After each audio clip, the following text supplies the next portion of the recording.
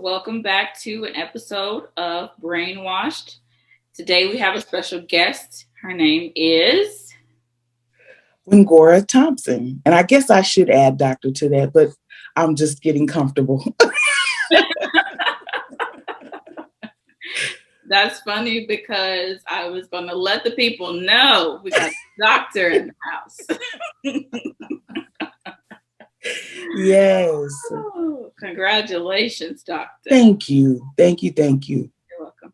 Wengora has been a family friend, not even family friend, family since I don't even know, like 2000, 2001. Been a long time. A long time. Uh, she happens to be one of my sister's best friends. And we all had the pleasure of going to the same elementary/middle school together growing up at some point. And my sister and Wengora's sister are 4 and/or 5 years older than me. So I didn't get to experience high school with them, but we all did go to the same high school as well. So Wengora has an interesting profession to me, but also last month, if you notice, I didn't post anything. Last month was very hectic, guys. And a lot of things happened that I wasn't expecting, and I was ready to upload stuff, and it just didn't happen. So here we are catching up on what was Women's Month last month, but also it's also Sexual Survivor Assault Month in April. And I know that Wengora works with women primarily. If I believe that's the only population, but I can imagine she may have come across women that may have been survivors from sexual assault, whether she was aware of that or not. So before we get into the discussion, Cord, can you tell us what it is that you do? Sure. Thank you for teeing me off there, Brandy. I do work, or my career so far has been devoted to women's health. And just a note, you mentioned April is Sexual Assault Survivors Month. And this week, actually, in another sense, is so even though last month was Women's History Month, we're going to make it a year. But nonetheless, This week is Black Maternal Health Week. And so many groups across the U.S. and in many cases around the world are celebrating just the importance and the need to emphasize ensuring that Black women especially get what they need from healthcare, from their communities, from their support systems in order to have really positive pregnancy, delivery, and postpartum experiences. So nonetheless, as I mentioned, my work has been so far in women's health. And just at the end of last week, it took a slight turn, if you will. So my passion has been women's health, as I mentioned. But I will be taking on a health equity role that will allow me to look at different population. So not just women's health, but oncology, diabetes, other different disease states, and ensure that programs or initiatives that insurers and the companies attached to them are providing products that reaches everyone where they are. So just to add a bit more, spent some time with the March of Dimes, then managed a project by the Merck for Mothers Safer Childbirth Cities initiative, and then joined a health care company in women's health, and now just shifting over to health equity across the board. And finished my doctoral degree in the midst of all of that in health policy and management, a doctoral degree in public health. That's amazing, because people don't realize that's where it really starts, is the policy. And without policy change, we can't change anything for anybody. Absolutely. Yeah, that's beautiful. I love that. So I want to know, because I don't think I've ever had this conversation Uh-huh. with you before in general, but what inspired your career path? I think just like many budding, students who are interested in the sciences, want to enter the medical field. And so my interest, from a child had been, I want to be a doctor, either for me, it was either pediatrics or obstetrics and gynecology. And the way that my life went, I didn't get to pursue that, which, I mean, initially was heartbreaking early on. When you're younger, it's like, I'm not going to do what I thought I wanted to do. But while aging, my mother had while I was aging, rather, my mom had pursued a doctoral degree in public health, and her background was social work.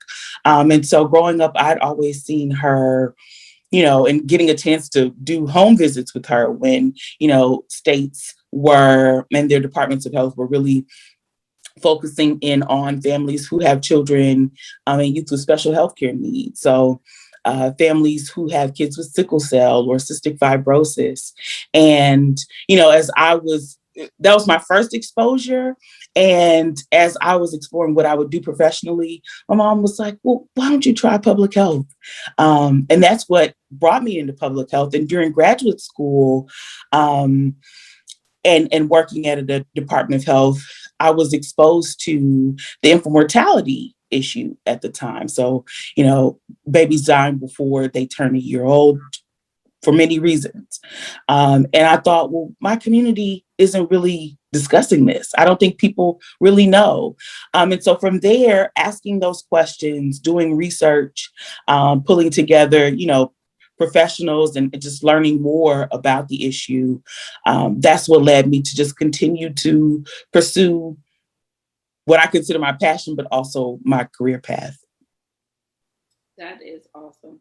It's so important that you love what you do, because It is. it's driven by a purpose, and it's obvious when people are walking in their calling. And I have seen you through social media, and just, when you're on FaceTime with my sister, being like, hey girl.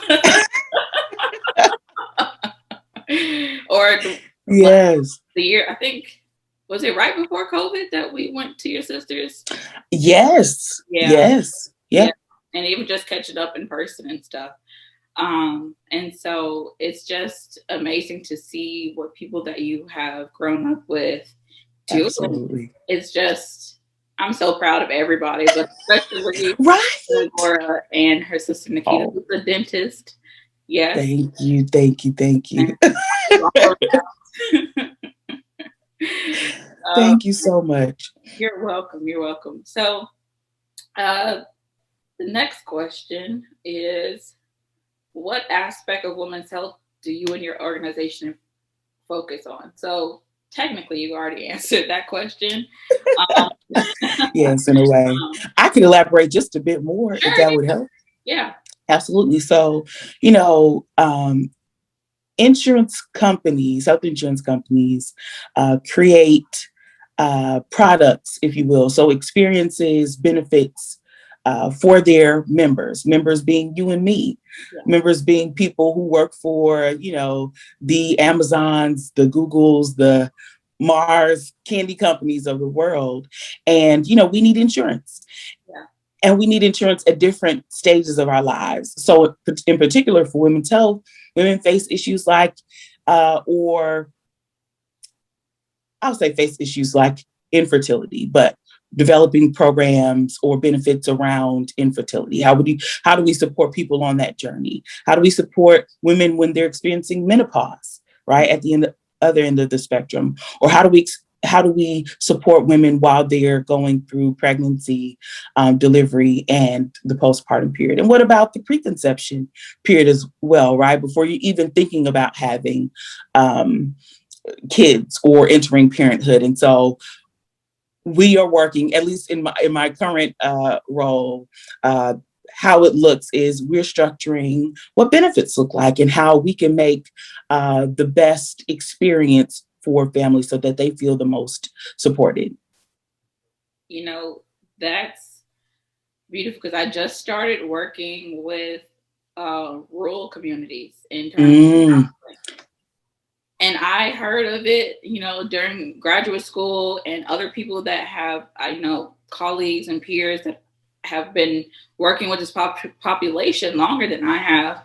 And it just Mm-hmm. amazes me. Almost every day I'm hearing new things that, because I've never lived in a rural space, I didn't know was so bad. You think that inner city poverty is something else?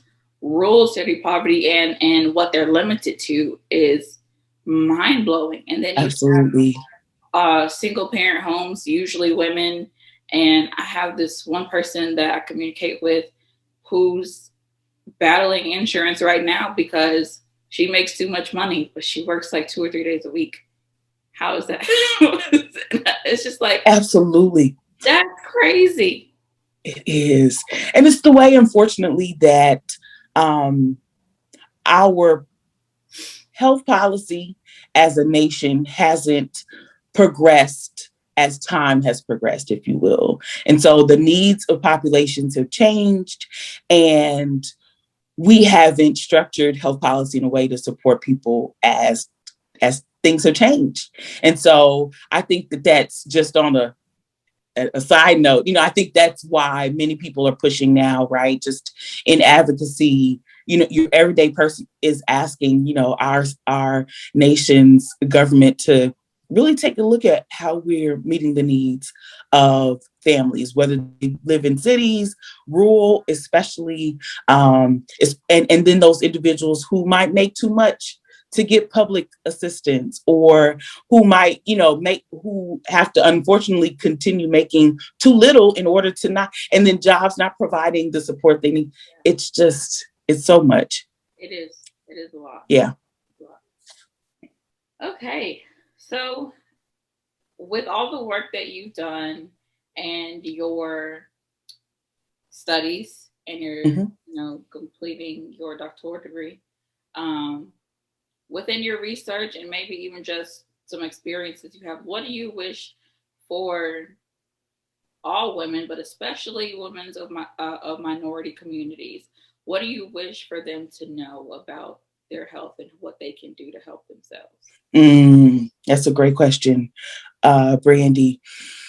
You know, my doctoral research really centered on the systems that support women's health, particularly when they're experiencing pregnancy, and those families who experience preterm birth and are at risk for preterm birth. But in general, if I were to highlight something, I feel like as women, especially women of color, we could be doing to, ensure that we take charge of our own health.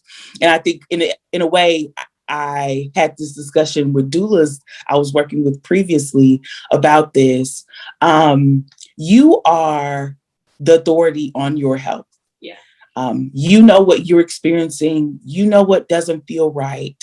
And it's important to speak up and out about that, and to be persistent, in your healthcare journey about that. And so, one, healthcare not just starting with when you visit the doctor. Your health, of course, is impacted by your environment, but just if you just take the moment to care for self, right? Prioritizing yourself. We hear it all the time, but it's true. Prioritizing you, then the kids, then the partner, then whoever else. Because once you're all right, then those around you can be okay too. And so, one, emphasizing your needs. And then, of course, as I mentioned, speaking up in your healthcare visits about what you're feeling, what you're experiencing. And then if I were to note one more thing, it's, of course, as women, all of us collectively working together to advocate for what we need, and making sure that the systems that support us support our needs. And so we don't let anyone else determine that. We're speaking up and out about what it is that we need. Yeah. Yeah. So, what I heard was self care and self advocacy. Yes. Yeah. So important. So important. Um, Absolutely. I'll make this the last question for today. Mm-hmm. So, with all the things that you with all the things that you've experienced so far in your career, with those things that you just mentioned and the experiences you've already shared with us, I guess it's a two-part question. How do you self-advocate and take care of yourself for your own mental health? And also, how do you help others in the same way in terms of taking care of their mental health as well? Because pregnancy is hard. Postpartum depression there's even peripartum depression. Like you can be pregnant and still experience absolutely surrounding your pregnancy. So there's peripartum and there's postpartum depression. So all of those things, there's also postpartum and peripartum anxiety. So, and things people don't know that. And so how do you help others as you help yourself? Sure. So I'll say, sometimes I'll start with this. One, in the day-to-day, it's literally in the day-to-day. Nobody's doing it perfectly. So get out of your mind that, someone has the golden key to self-care. No, we're all at the end of the day, unfortunately, running ourselves into the ground. But if you can take the moment to, stop in a moment, thinking about what do I need right now? What can I feed my body that one, I'll feel good about, that'll make me feel good at the end of the day? How can I move in this moment so that my body is getting movement? How is it that I'm truly feeling? And when I get the chance to express it, be honest about it, right? Am I asking of those around me, my support system? And am I really being honest with them about what I need and how they can support me? And then also, I consider self-care also being not selfish. So it is selfish, but it's then also not selfish. Not only then, so once I'm thinking and doing for me, then also, how are the people around me experiencing me? Do they feel supported? Do they feel like I listen? Do they feel like, and am I doing things that I think oftentimes we feel the best when we help others feel the best. Yeah. And so tuning into that as well. And so if your question is, how do I see myself or others impacting the health experience for those around us, it's doing those things, tuning in with self, and then also tuning in with others. Yeah. Beautifully put, guys. You guys know that I preach self-care all the time, even if the video isn't about self-care. Somehow I usually throw that in there somehow, some way, but it really is so important, because how can you effectively help someone if you're running on E? Absolutely. If your needs aren't being met, how can you meet the needs of someone else? Even if you are the one that's meeting your own needs, that's okay too. So I am very happy with this discussion. I could definitely be on here all day, but I'm not going to keep you all. Thank you all so much for watching. And more importantly, thank you, Wengora, for doing this for me. And, that's a wrap, y'all. Reminder that the goal was 250, but we'll bring it down to 150. The last video that will be linked up here at the top.